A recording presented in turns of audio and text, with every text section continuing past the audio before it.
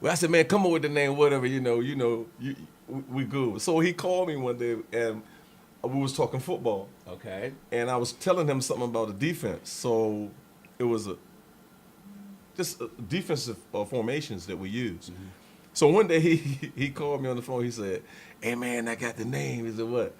We're gonna call it cover two."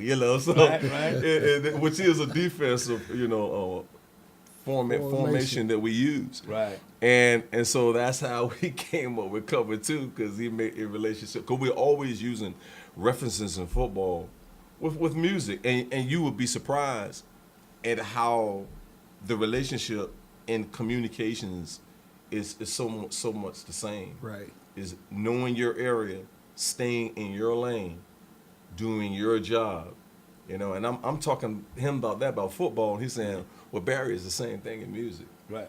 And so that's how we ended up with cover two. Oh, okay. So I know you're a music director, you market, but what instruments do you individually play? And my instrument is percussions. Oh, okay. And I remember, I think it was I was going to school with your brother, Oh, okay. Mike, and we were back in probably junior high. It was the first time I had heard Santana. Okay. And I heard these percussions, man, and it's like, I was like, whoa, because in junior high school, Okay. I was in the band, and I was starting out with a trombone, Oh, okay. and I laid the trombone down like an idiot. Right. You never lay your instrument down. I laid the instrument down, and I went to football. Right. But at the time I heard Santana, it was the Braxis album. Oh, okay. And I heard these strong percussions and these rhythms. I'm like, wow. And then all of a sudden, this instrument stuck out. This conga stuck out. Oh, okay. And I was hooked ever since. Oh. So I started playing. And at the time you and I met, Right. I had laid them down. Right. And it was because it was after my military time. Right. And I think it was probably about 7 years ago now. Uh-huh. I picked them back up. And the love for them just, came again. You know what I'm saying? Okay. And what happened was I started looking at Nate Torres, Giovanni, Raul Rokoff, man, who played for Santana. He just died last November 1st, 15, man. Oh, okay. And that was a big loss to the percussion community, man, because he had this music camp up in Pennsylvania. And they would invite kids from all over the United States to come and spend the weekend Right. with all these artists and just play drums.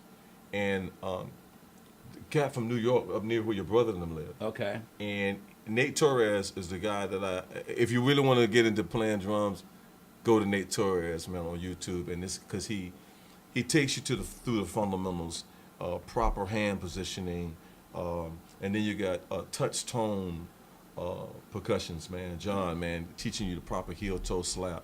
And so what I did, I just locked down and started saying, I'm gonna learn to play this instrument correctly, and then it just locked in, and so I started playing more and more. And I'm gonna tell you something that's like Giovanni and them say, man, it's when you get up in the morning and you approach your instrument, for that day, you decide what the world's gonna hear.